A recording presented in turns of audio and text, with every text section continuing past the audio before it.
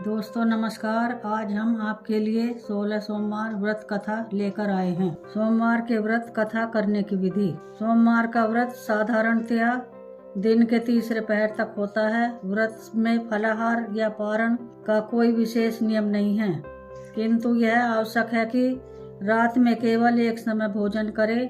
सोमवार के व्रत में शिव जी पार्वती जी का पूजन करना चाहिए। सोमवार के व्रत 3 प्रकार के हैं: साधारण सोमवार, सौम्य प्रदोष और 16 सोमवार। विधि तीनों की एक जैसी है। शिव पूजन के पश्चात कथा सुननी चाहिए। 16 सोमवार व्रत कथा। बहुत दिन की बात है। शिव पार्वती पृथ्वी पर्यटन के लिए निकले तो मार्ग में एक सुंदर शिवालय देख वहां ठहर गए। उस रमणीक शिवालय ने उनका मन मोह लिया।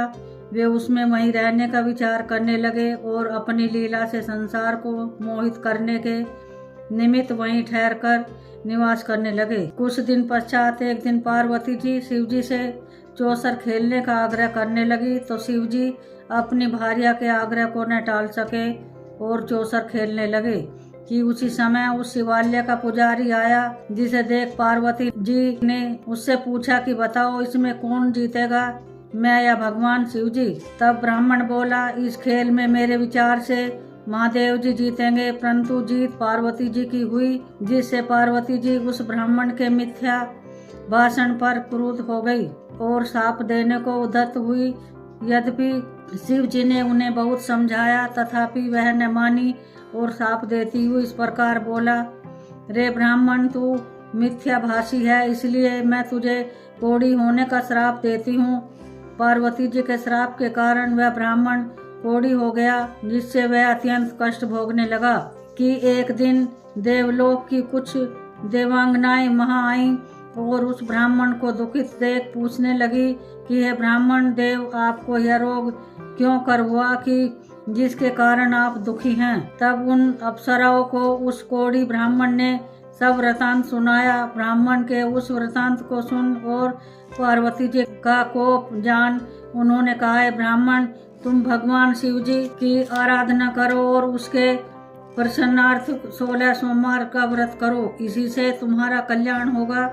उनकी कृपा से तुम्हारा यह दुख दूर हो जाएगा।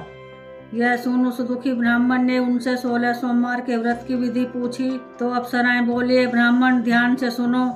16 सोमवार के व्रत में व्रत करने वाले को चाहिए कि वह शिव जी का ध्यान करते हुए स्नान करके स्वच्छ वस्त्र धारण करे और भक्ति पूर्वक शिव जी का व्रत करे तथा पूजन के निमित्त आधा सेर गेहूं का आटा लेवे और उसका चूरमा बनाकर 3 भाग करे तथा प्रदोष काल प्राप्त होने पर धूप दीप घी गुड़ नैवेद्य पुंगी फल बेलपत्र जनेऊ चंदन अक्षत तथा पुष्पादि से भगवान शिव और माता पार्वती जी का पूजन करे तथा 3 भाग करके जो चूरमा रखा है उसका भोग लगावे। उसका एक भाग भगवान शिव जी के निमित्त अर्पण कर दे तथा दूसरा भाग उपस्थित सज्जनों में बांट दे और तीसरे भाग को स्वयं खा ले। इस प्रकार प्रति 16 सोमवारों तक व्रत रखे। फिर 17वें सोमवार को पाव सेर गेहूं के आटे की बाटी बनावे तथा घी गुड़ मिलाकर चूरमा बनावे और सबको बांटकर पुनः भोजन करे। इस प्रकार 16 सोमवार तक जो मनुष्य व्रत करके 17वें सोमवार को उसे पूर्ण करता है, वह भगवान शिव जी की कृपा से समस्त मनोरथों को प्राप्त होता है। हे द्विज, तुम इस व्रत का पालन करो, इसके करने से समस्त संकट नष्ट हो जाएंगे। ऐसा कह वह अप्सराएं वहां से अपने धाम को चली गईं। तत्पश्चात उस ब्राह्मण ने 16 सोमवार का व्रत किया और भगवान शिव जी की कृपा से रोग मुक्त हुआ। कुछ समय पश्चात शिव जी तथा पार्वती जी पुनः उस मंदिर में आए तथा उस ब्राह्मण को स्वस्थ एवं निरोग देख अत्यंत आश्चर्य में पड़ गए। पार्वती जी ने उससे निरोग होने का कारण पूछा, तो ब्राह्मण ने सोमवार के व्रत का समस्त वृतांत कह सुनाया। व्रत का महात्म्य सुन पार्वती जी अति प्रसन्न हुई। उस ब्राह्मण से व्रत का विधान पूछ पार्वती जी ने स्वयं यह व्रत किया, जिसके फलस्वरूप उनके रूठे हुए पुत्र स्वामी कार्तिकेय जी घर लौटे और माता पिता के अनुगामी हो गए। साथ ही उनके विचारों में परिवर्तन हो गया, जिसका कारण वे स्वयं भी न जान सके। अतः उन्होंने इसका कारण अपनी माता पार्वती जी से जानना चाहा, तो पार्वती जी ने उन्हें इस व्रत का विधान और महात्म्य बताया। जिसको जानकर स्वामी कार्तिकेय जी ने विधि पूर्वक व्रत किया, जिससे उनका बहुत दिनों से बिछड़ा हुआ दृढ़ मित्र उनसे आकर मिला। बहुत दिनों के पश्चात मिलन पर विप्र मित्र को बड़ा आश्चर्य हुआ, जिस पर कार्तिकेय जी ने 16 सोमवार के व्रत की कथा का वर्णन महात्म्य सहित किया, जिससे प्रभावित होकर उस ब्राह्मण ने, जो अभी कुंवारा था, विवाह की इच्छा से नियम पूर्वक व्रत किया। एक दिन वह किसी कार्यवश दूसरे नगर में पहुंचा तो देवयोग से वहां के राजा की कन्या का स्वयंवर होने वाला था। राज्य प्रथा अनुसार वहां एक हथनी को खूब सजाया जाता। वह हथनी जिसके गले में जयमाला डाल देती, उसी के साथ राजकुमारी का विवाह हो जाता था। उसी प्रथा के अनुसार स्वयंवर की समस्त तैयारी हो रही थी, जिसमें बहुत से महान और शक्तिशाली राजा महाराजा पधारे थे। वहां पर स्वयंवर देखने वाले भी इकट्ठा हो रहे थे।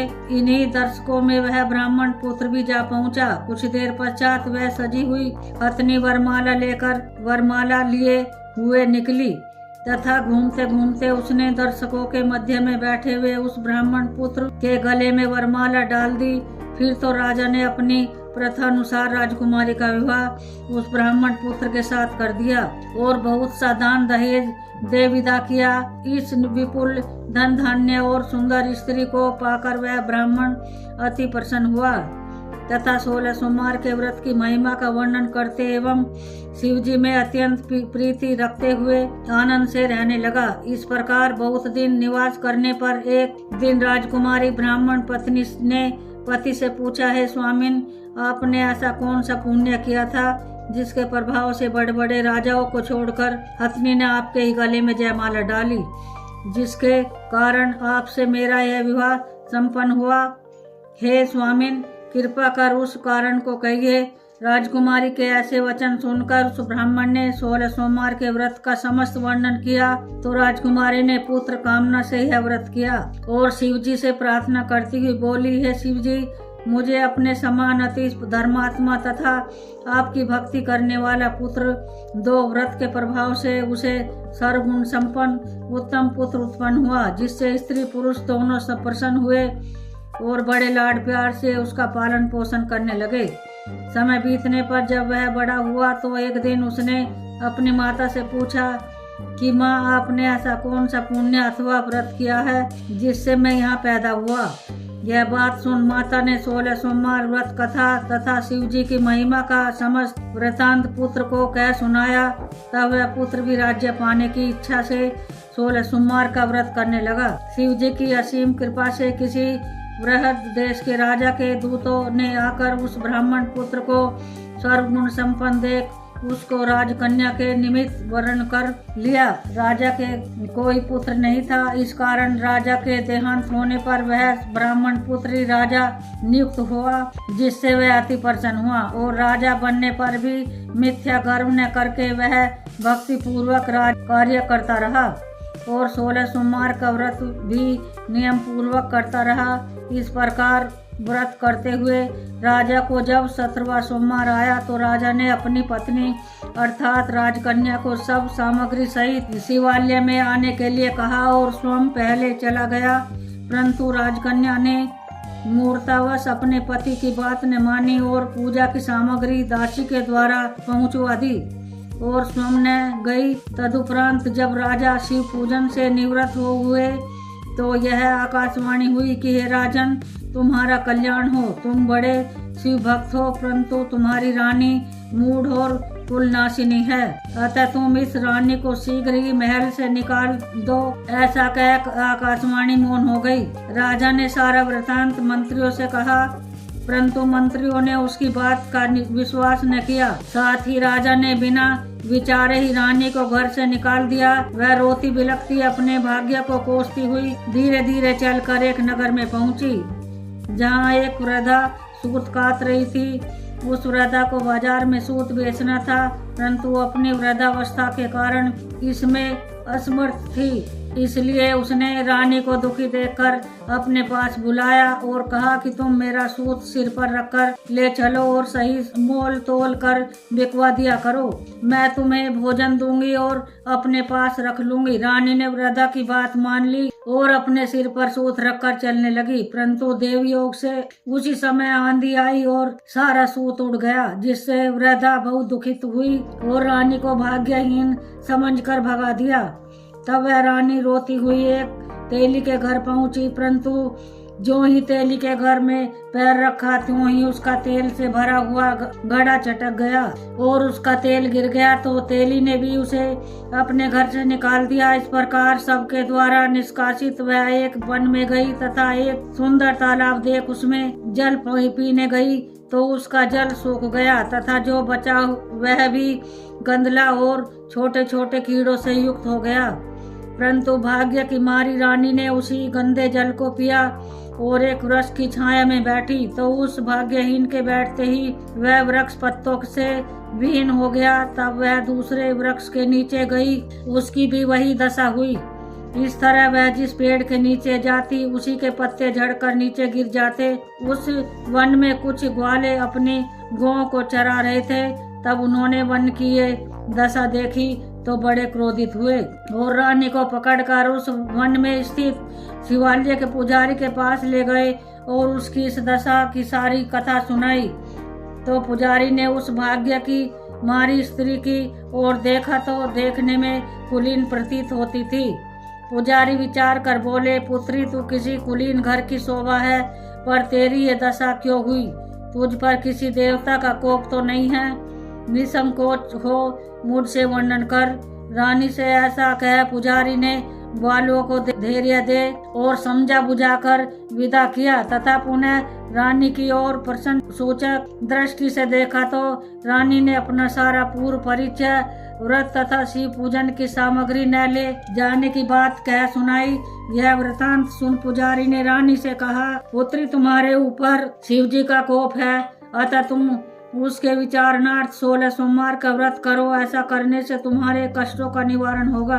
फिर तो रानी पुजारी के कहे अनुसार 16 सोमवार का व्रत विधि पूर्वक शिव जी का ध्यान करने लगी तथा 17वें सोमवार को पूर्ण विधि विधान से पूजन किया, जिससे शिव जी अति प्रसन्न हुए और उनकी प्रसन्नता से राजा के मन में यह विचार उपजा कि इतना समय बीतने पर रानी के दुष्कार्य का प्रायश्चित हो गया होगा, अब उसे घर लाना चाहिए। ऐसा विचार कर राजा ने दूतों को चारों तरफ रानी को खोजने के लिए भेजा। दूत खोजते खोजते शिवालय में पहुँचे, परंतु पुजारी ने दूतों के साथ रानी को नहीं भेजा। उन्हें यह कह वापस कर दिया कि जिसने रानी को निकाला है वही प्रमाण देकर अपनी पत्नी को ले जाए। दूतों ने सारा वृतांत राजा को जा सुनाया, जिसे सुन राजा स्वयं ही शिवालय में आया और वहाँ के पुजारी से पूर्व वृतांत कह सुनाया और यह भी बताया कि मैंने शिव जी के शाप के कारण ही इसे निकाला था। अब मुझे ऐसा प्रतीत होता है कि शिव जी का क्रोध शांत हो गया है, इसलिए अब मैं इसे ले जाना चाहता हूँ। आप इसको ले जाने की आज्ञा दीजिए। पुजारी ने राजा के वचनों को सत्य मानकर आज्ञा दे दी। राजा वहीं प्रसन्नता से रानी को साथ लेकर अपने नगर में पहुँचे, जिनके आगमन पर समस्त नगर में खुशी मनाई गई और राजा ने बहुत दान दक्षिणा दी और शिवजी के अनन्य भक्त होकर नियम पूर्वक 16 सोमवार का व्रत करने लगे, जिससे उनके ऊपर शिवजी की अति कृपा हुई और वे मृत्यु के पश्चात शिव धाम को प्राप्त हुए।